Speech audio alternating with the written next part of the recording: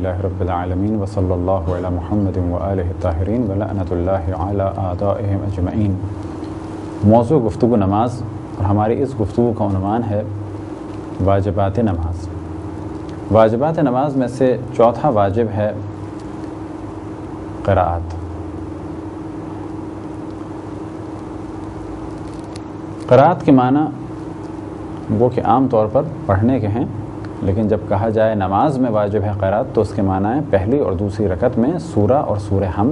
حمد اور ایک چھوٹا سورہ، اور تیسری اور چوتھی رکعت میں حمد یا تسبیحات اربعہ۔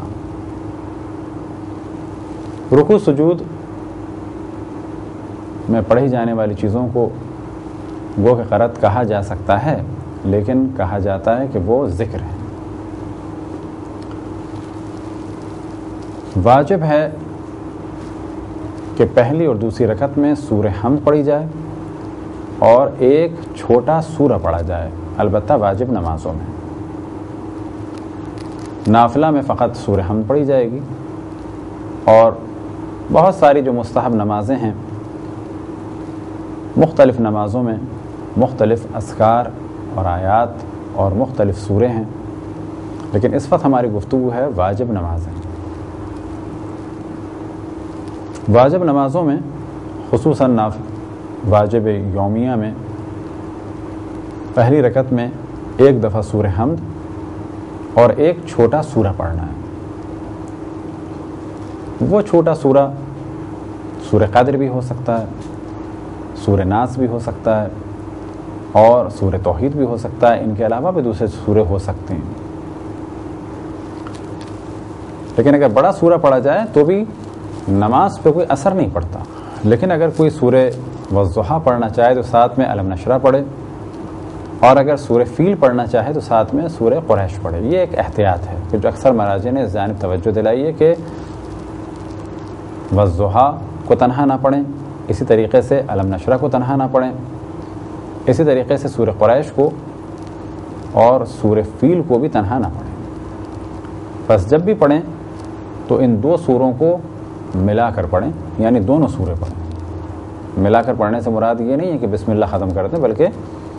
والضحیٰ پڑھیں پہلے بسم اللہ کے ساتھ، اور جب وہ ختم ہو جائے تو پھر بسم اللہ کے ساتھ الم نشرح پڑھیں، اور اگر وہ پڑھنا چاہے سورہ قریش تو بسم اللہ کے ساتھ سورہ قریش پڑھیں، اور اس کے بعد بسم اللہ کے بعد سورہ فیل پڑھیں۔ مذہب اہل بیت میں بسم اللہ الرحمن الرحیم سوائے سورہ برات کے ہر سورے کا جز ہے۔ ممکن ہے کوئی سوال کرے کہ کیا قرآن میں اس کو ایک آیت لکھا جائے گا؟ تو کہا جائے گا کہ ہاں، وہ پہلی آیت کا حصہ ہے۔ مثال کے طور پہ بسم اللہ الرحمن الرحیم الحمدللہ رب العالمین، یہ ایک پوری آیت ہے۔ بسم اللہ الرحمن الرحیم انا اعطیناک الکوثر۔ لہذا سورہ حمد کی اگر 7 آیتیں ہیں تو ہم بھی انہیں 7 کہیں گے۔ فرق اتنا ہے کہ الحمدللہ رب العالمین کا جز مانیں گے بسم اللہ الرحمن الرحیم کو۔ عام حالات میں، نارمل حالات میں ضروری ہے کہ سورہ حمد کے بعد ایک سورہ پڑھا جائے، لیکن اگر وقت نہیں ہے، فرض کریں کہ نماز قضا ہونے والی ہے، یا یہ کہ اگر ہم تفصیل سے نماز پڑھیں گے سوروں کے ساتھ تو ہم اسٹیشن پہ نماز پڑھنے میں مصروف ہیں اور ٹرین چلی جائے گی، یا فرض کریں کہ ہم نماز پڑھ رہے تھے، ابھی دوسری رکعت میں ہیں، سفر میں ہیں، اگر ہم سورہ پڑھیں گے تو سامنے جو ہمارا سوٹ کیس رکھا ہے وہ چور لے کے دور نکل جائے گا، ابھی ہم یہ دیکھ رہے ہیں کہ وہ قریب ہی ہے اور سوٹ کیس کو اٹھا رہا ہے۔ تو ایسی صورت میں ہم سورہ چھوڑ کے نماز کو مکمل کریں اپنے سامان کو بچانے کے لیے۔ اور بالکل اسی طرح سے اگر جان کا خطرہ ہو تو نماز کو مختصر کیا جا سکتا ہے، یعنی سورے کے بغیر نماز کو پڑھا جا سکتا ہے، لیکن شرائط کے ساتھ کہ جو آپ کے سامنے بیان ہوئی۔ لیکن عام حالات میں سورہ چھوڑنا جائز نہیں ہے۔ عام حالات میں فقط سورہ چھوڑنا جائز تو کیا بلکہ واجب ہو جائے گا جب نماز قضا ہو رہی ہے۔ اگر کوئی جان بوجھ کے سورہ نہ پڑھے، یعنی عام حالات میں جان بوجھ کے سورہ نہ پڑھے تو اس کی نماز باطل ہو جائے گی۔ لیکن فرض کریں کہ سورہ پڑھنا بھول گیا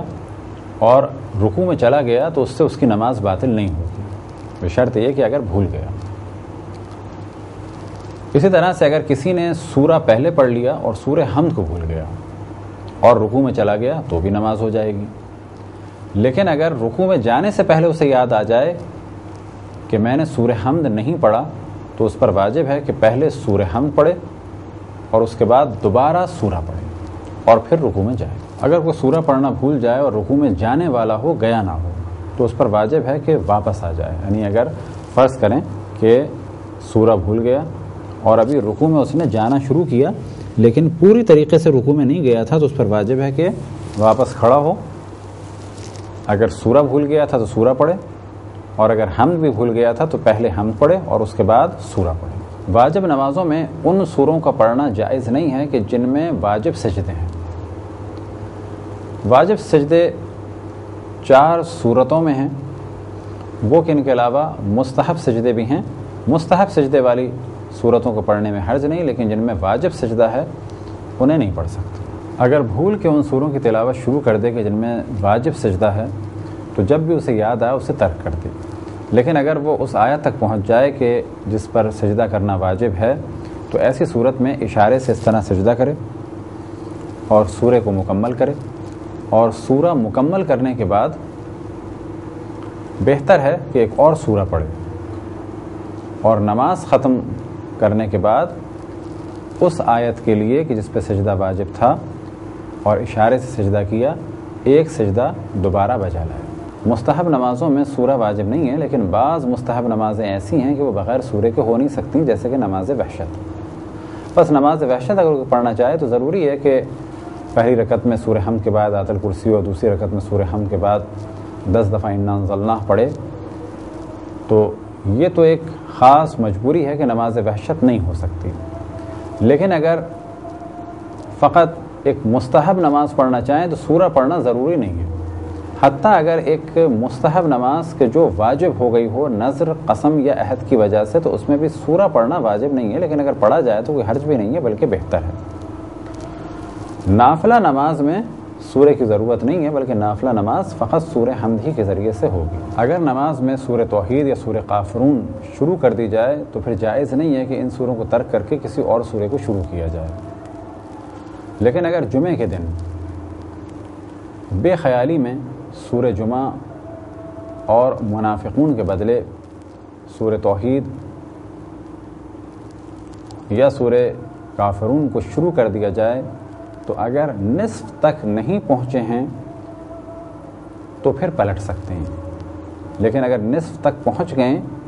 تو پھر انہی سوروں کو آخر تک چلانا ہے۔ جائز نہیں ہے کہ ان سوروں کی تلاوت کو ترک کیا جائے، لیکن اگر جمعے کے دن اپنے ارادے اور اختیار سے سورہ توحید اور سورہ قل یا ایھا الکافرون یعنی سورہ کافرون کو پڑھا جائے تو اگر نصف تک نہیں پہنچیں تو بھی نہیں پڑھ سکتے، یعنی تو بھی اس کو ترک کر کے سورہ جمعہ اور منافقون کی تلاوت نہیں کر سکتے۔ سورہ توحید اور سورہ کافرون کے بارے میں تو ہم نے عرض کیا کہ اگر نصف تک نہیں پہنچیں تو بھی ان کو ترک نہیں کیا جا سکتا، البتہ جمعے کا مسئلہ الگ بیان ہوا۔ عام حالات میں اگر ہم نے سورہ توحید اور قل یا ایھا اور اگر سورہ کافرون کو شروع کر دیا ہے تو پھر ہم اسے ترک نہیں کر سکتے، لیکن دوسرے سوروں کو ترک کر سکتے ہیں بشرط یہ کہ وہ نصف تک نہ پہنچیں،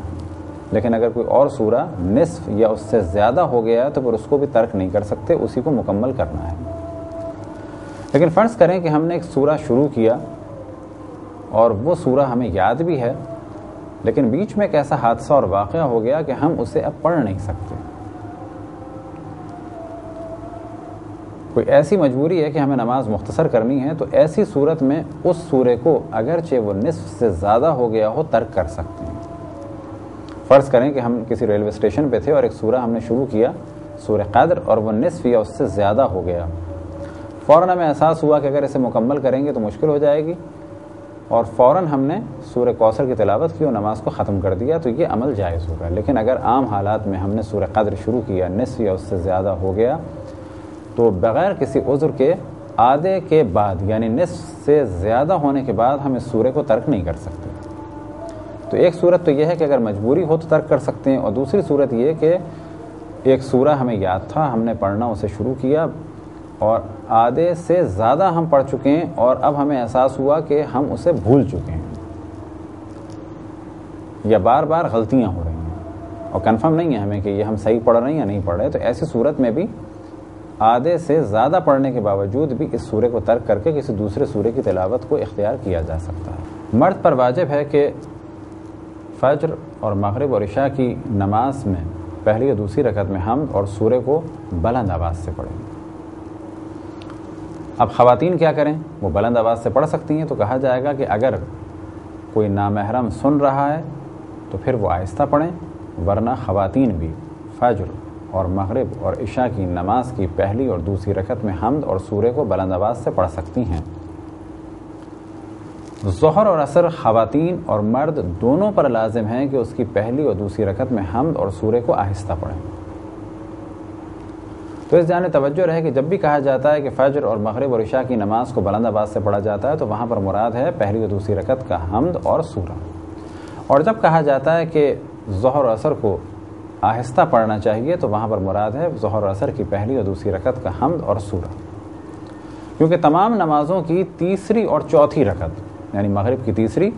اور ظہر عصر اور عشاء کی تیسری بھی اور چوتھی رکعت بھی آہستہ پڑھنا ضروری ہے، مرد پر بھی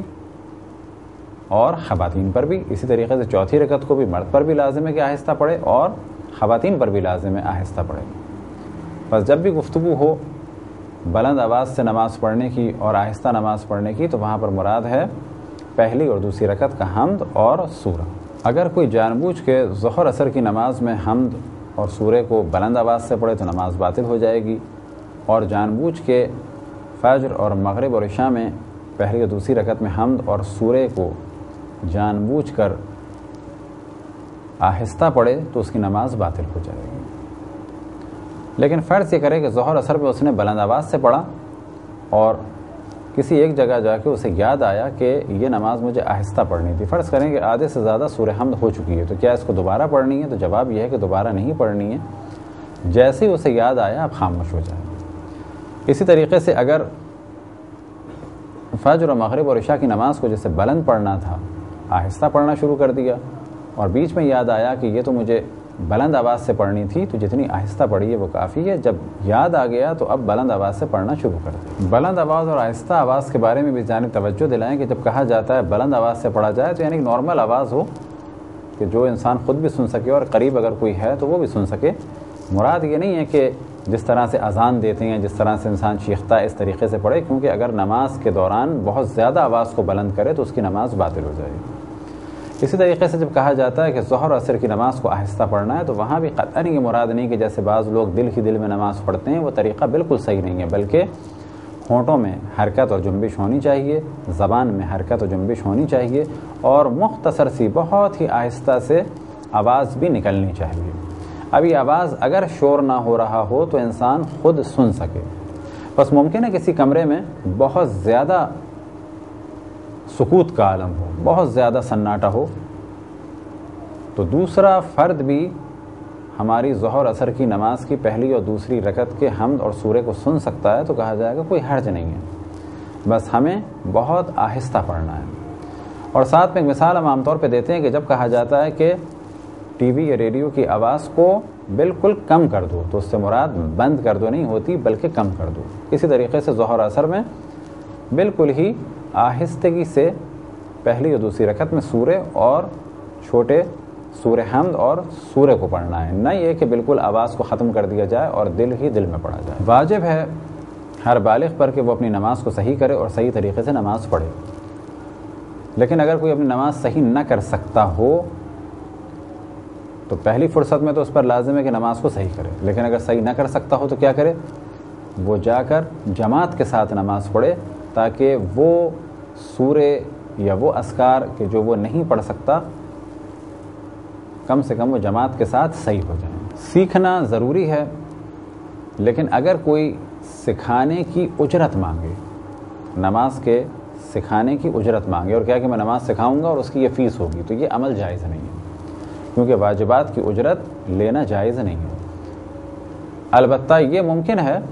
کہ اسے کوئی دعائیں سکھائے جو مستحب ہوں اور ان دعاؤں کی اجرت لے لے، یعنی مستحبات کی اجرت لی جا سکتی ہے لیکن واجبات کی اجرت نہیں لی جا سکتی۔ اگر کوئی نماز میں فرض کریں کہ ضاد کی جگہ زوئے کہے یا زیر کی جگہ زبر کہے تو اس کی نماز باطل ہو جائے گی، اور پھر اس جانب توجہ دلائیں کہ نماز کا سیکھنا ضروری ہے، اور جتنا ممکن ہو ایک دوسرے کی نماز کو صحیح کرائیں اور جتنا ممکن ہو سیکھیں۔ سب سے پہلی چیز جس کے بارے میں عملی اعتبار سے جس کے بارے میں سوال ہوگا وہ ہے نماز۔ اگر کسی نے نماز سیکھی ہو، یعنی توجہ دی تھی نماز پہ، اور ایک مدت تک ایک غلط حرف اس کی زبان سے نکلتا رہا، غلط پڑھتا رہا، بعد میں اسے پتہ چلے کہ میں غلطی کرتا رہا، تو جو نمازیں وہ پڑھ چکا ہے وہ نمازیں صحیح ہیں۔ البتہ وہ شخص کہ جس نے نماز پر توجہ دی ہو۔ اگر کسی کو سورہ حمد یا سورہ کے زیر زبر کے بارے میں شک ہو اور وہ چاہے کہ زیر کے ساتھ بھی پڑھ لے اور زبر کے ساتھ بھی پڑھ لے، تو ایسی صورت میں نماز باطل ہو جائے گی۔ ہاں، اگر دو طریقے سے قرأت ہوئی ہے اور دونوں طریقے سے پڑھ لے تو کوئی حرج نہیں ہے۔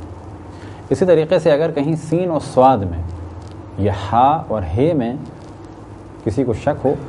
تو وہ یہ نہیں کر سکتا کہ ایک ہی لفظ کو مثال کے طور پر اہدنا میں اہدنا بھی کہہ دے اور اہدنا بھی کہہ دے، یہ نہیں کہہ سکتا۔ لیکن ہاں، اگر ایک ہی لفظ کو دو طرح کی قرأت میں پڑھا گیا ہو، یعنی موجود ہو کہ سین سے بھی قرأت ہوئی ہے اور صاد سے بھی ہوئی ہے، تو ایسی صورت میں تو صحیح ہے۔ لیکن محض یہ کہ ہمیں علم نہیں تھا کہ یہ سین ہے یا صاد ہے، تو ہم نے صاد کی جگہ سین کہہ دیا اور سین کی جگہ صاد کہہ دیا، یا سین بھی کہہ دیا، اہدنا الصراط المستقیم بھی کہہ دیا اور مستقیم بھی کہہ دیا، یعنی سین سے بھی اور صاد سے بھی کہہ دیا، تو ایسی صورت میں نماز باطل ہو۔ اور پھر توجہ دلائیں کہ کوشش کرنی چاہیے کہ اپنی نماز کو صحیح کریں، اور خداوند تبارک و تعالیٰ سے دعا ہے کہ جس طرح سے معصومین اپنی نماز کا خیال کرتے تھے، ہم سب کو بھی توفیق عطا فرمائے کہ کچھ اپنی نماز کی جانب توجہ دیں اور نماز کو صحیح طریقے سے پڑھیں۔ جیسا کہ آپ کی خدمت میں بیان کیا کہ زیر و زبر کا جاننا ضروری ہے، لیکن اگر آخری حرف کا زیر یا زبر ہو اور وہ نہ جانتے ہوں اور اسے ہمیشہ ساکن کر دیں تو کوئی حرج نہیں ہے۔ یعنی یہ ضروری نہیں ہے کہ آپ جانتے ہوں اور اس کے بعد ساکن کریں۔ اگر آپ نہ بھی جانتے ہوں، فرض کریں آپ کو شک ہے کہ اس میں آخر میں زیر ہے یا زبر ہے یا پیش ہے، لیکن آپ اسے ہمیشہ ساکن کر دیں تو بھی کوئی حرج نہیں ہے۔ اگر کسی کلمے میں واو ہو اور واو سے پہلے پیش ہو اور واو کے بعد حمزہ ہو، جیسے سو، تو بہتر ہے کہ یہاں واو کو کھینچا جائے، یعنی مد دی جائے۔ لیکن بعض مراجع فرماتے ہیں کہ ضروری ہے کہ مد دی جائے۔ اسی طریقے سے اگر کہیں پر الف ہو اور الف سے پہلے زبر ہو اور الف کے بعد حمزہ ہو، جیسے جاء، تو یہاں بھی بہتر ہے کہ کھینچا جائے، لیکن بعض مراجع فرماتے ہیں کہ واجب ہے کھینچا جائے۔ اسی طریقے سے اگر کہیں یا ہو، یعنی یہ ہو اور یہ سے پہلے زیر ہو، یعنی کسرہ، اور یہ کے بعد حمزہ ہو، جیسے جی آ، تو یہاں پر بہتر ہے کہ یا کو کھینچا جائے، لیکن پھر ہم عرض کریں کہ بعض مراجع فرماتے ہیں کہ واجب ہے، لیکن احتیاط یہ ہے کہ اسے کھینچا جائے۔ کھینچنے کی کیا مقدار ہے؟ ضروری نہیں ہے کہ جس طرح سے مقابلہ حسن قرأت میں کھینچا جاتا ہے آپ اس طرح سے کھینچیں، بلکہ کہا جائے کہ آپ نے کھینچا ہے، جیسے کہ جا، بلکہ بہتر کیا ہوگا کہا جائے جا، یعنی اذا جا، بس بہتر ہے کہا جائے اذا جا۔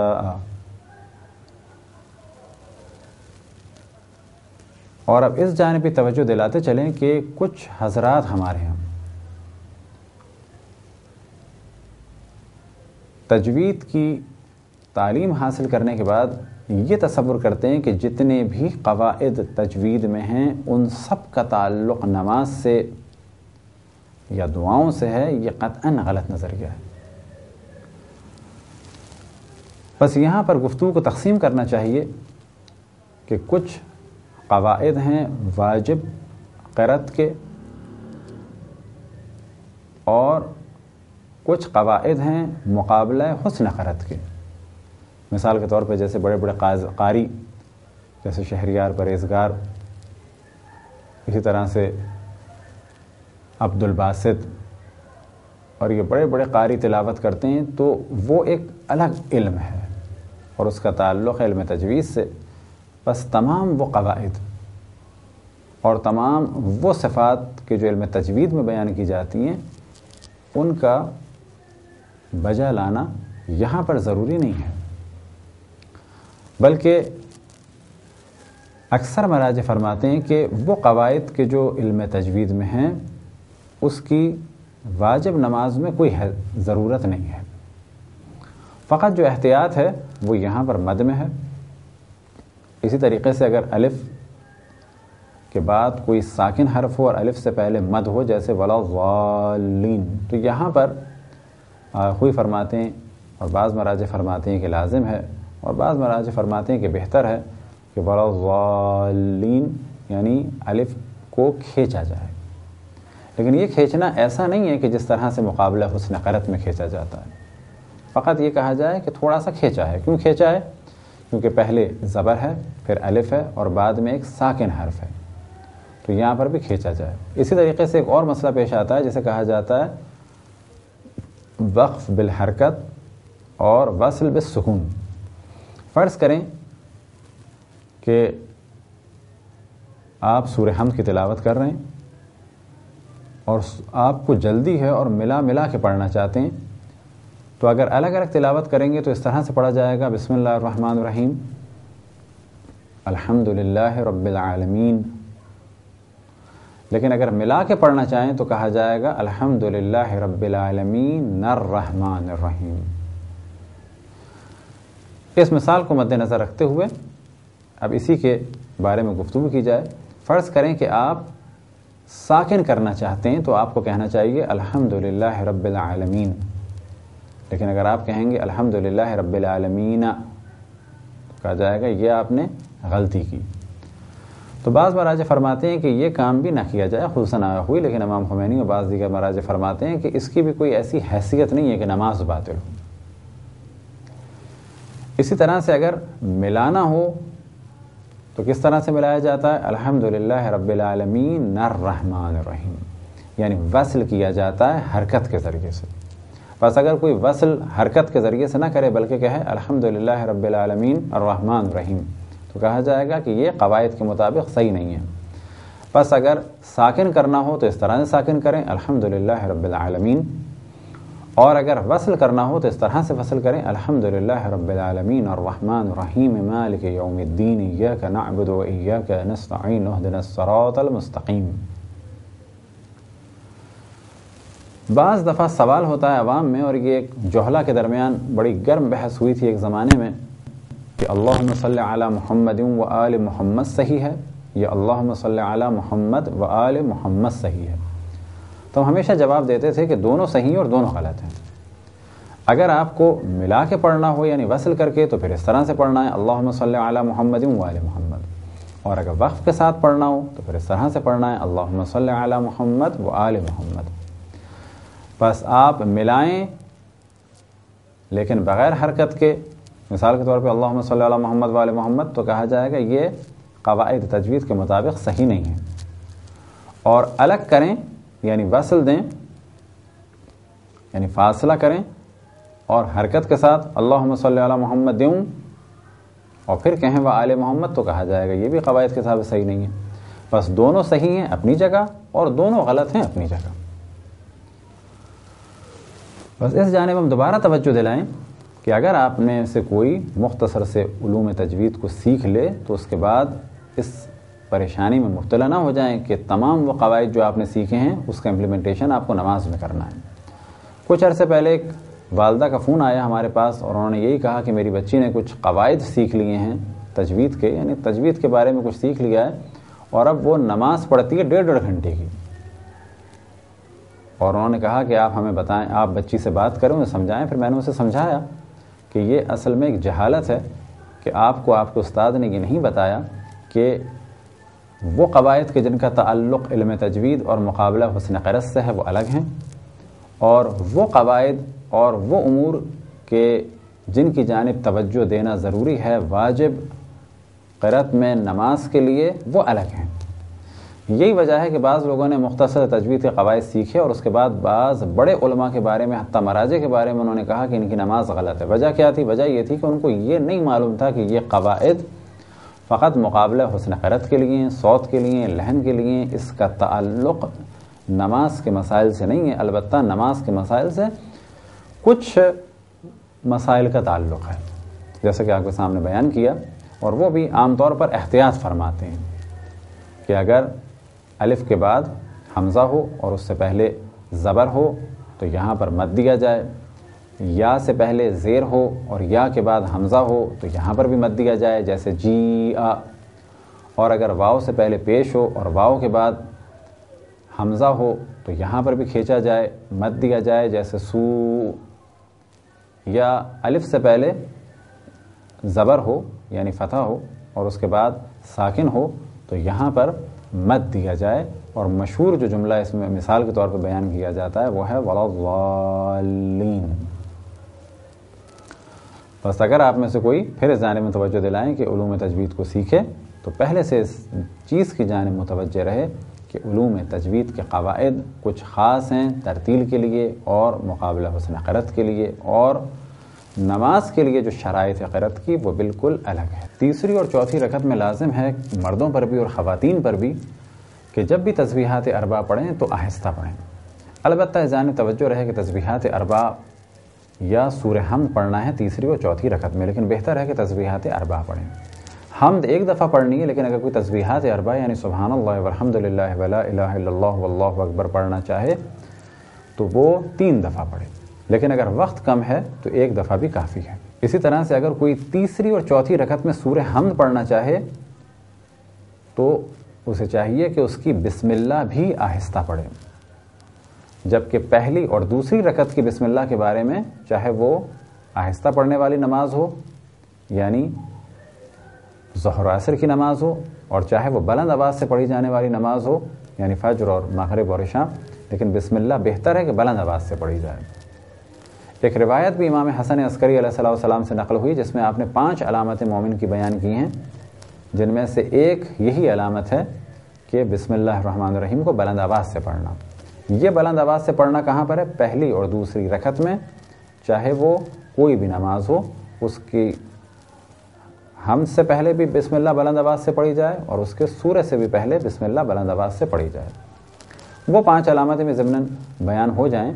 یہ روایت امام حسن عسکری علیہ السلام سے نقل ہوئی، اور یہ روایت آپ کو مختلف کتب میں اور ایسی کتاب کے جو عام طور پہ گھروں میں ہے وہ ہے مفاتیح الجنان، زیارت 40 سے پہلے وہاں پر آپ کو روایت مل جائے گی کہ امام نے فرمایا کہ ہمارے شیعوں کی علامت ہے 51 رکعت نماز، خاک پہ سجدہ کرنا، بسم اللہ الرحمن الرحیم کو بلند آواز سے کہنا، سیدھے ہاتھ میں انگوٹھی پہننا، اور زیارت 40 امام حسین علیہ السلام۔ یہ جو ہمارے رسم ہو گئی ہے کہ 40 میں شام جایا جا رہا ہے، غلط نہیں ہے، گناہ نہیں ہے، لیکن اگر کسی کے لیے ممکن ہے کہ وہ سفر کرے تو بہتر ہے کہ 40 پہ خصوصاً کربلا جائے، کیونکہ یہ علامت ہے مومنین کی۔ اگر کوئی پہلی اور دوسری رکعت میں حمد کی جگہ تسبیحات پڑھنا شروع کر دے تو اس پر لازم ہے کہ تسبیحات کو ترک کرے اور الحمد کو شروع کرے۔ اسی طرح سے اگر کوئی تیسری اور چوتھی رکعت میں تسبیحات پڑھنے کا عادی ہے لیکن اب اس کی زبان سے اچانک حمد نکل آئے تو اس پر لازم ہے کہ وہ تسبیحات پڑھے اور حمد کو ترک کر دے۔ اگر کوئی ہمیشہ تیسری اور چوتھی رکعت میں سورہ حمد پڑھتا ہے، اب اچانک تسبیحات شروع کر دے تو اسے چاہیے کہ تسبیحات کو دوبارہ پڑھے اور ارادے سے پڑھے۔ اسی طرح سے اگر کوئی ہمیشہ تسبیحات پڑھتا ہے اور اب اچانک اس کی زبان پر سورہ حمد آ گئی تو اسے چاہیے کہ ارادے اور اختیار سے دوبارہ سورہ حمد پڑھے، نہ یہ کہ پڑھنا کچھ چاہا اور منہ سے کچھ نکل گیا، یہ کافی نہیں مانا جائے۔ اگر انسان سورہ کا ایک حصہ پڑھ چکا ہو اور کسی اگلے رکن میں چلا گیا ہو، مثال کے طور پہ سورہ پڑھنے کے بعد رکوع میں چلا گیا اور اب اسے شک ہوا کہ میں نے صحیح پڑھا یا نہیں پڑھا، تو اب اس کا یہ جو کچھ اس نے پڑھا ہے وہ صحیح مانا جائے گا۔ لیکن فرض کریں کہ یہ اللہ الصمد کہہ رہا ہے اور اب اسے شک ہے کہ میں نے قل هو اللہ احد صحیح کہا یا نہیں کہا، تو یہاں پر بہتر ہے کہ یہ واپس جائے، یعنی واپس شروع کرے بسم اللہ الرحمن الرحیم قل هو اللہ احد اللہ الصمد۔ اسی طرح سے مستحب ہے کہ سورہ حمد سے پہلے پہلی رکعت میں اعوذ باللہ من الشیطان الرجیم کہا جائے، اور سورہ توحید کے پڑھنے کے بعد یعنی قل هو اللہ احد پڑھنے کے بعد 1 دفعہ یا 2 دفعہ یا 3 دفعہ کذالک اللہ ربی یا 3 دفعہ کہا جائے کذالک اللہ ربنا۔ پہلی رکعت میں مستحب ہے کہ سورہ انا انزلنا پڑھا جائے یعنی سورہ قدر، اور دوسری رکعت میں مستحب ہے کہ سورہ توحید پڑھا جائے۔ ایک ہی سورہ کو 2 رکعات میں پڑھنا یعنی پہلی رکعت میں بھی فرض کریں کہ انا انزلنا پڑھیں، دوسری رکعت میں بھی انا انزلنا پڑھیں، یہ عمل مکروہ ہے یعنی اس کا کم ثواب ہے۔ لیکن اگر سورہ توحید کو دونوں رکعات میں پڑھا جائے تو یہ عمل مکروہ نہیں ہے۔ اگر کوئی شخص پورے دن کی نمازوں میں کسی رکعت میں بھی سورہ توحید نہ پڑھے تو یہ عمل بھی مکروہ ہے۔ یہ تھے مختصر سے مسائل نماز کے قرأت کے مسئلے میں۔ خداوند تبارک و تعالیٰ سے دعا ہے کہ بحق محمد و آل محمد ہمیں اپنے رسول اپنی حجتوں خصوصاً امام زمان علیہ السلام کی معرفت اور اطاعت کی توفیق عطا فرمائے۔ وصلی اللہ علی محمد و آلہ الطاہرین۔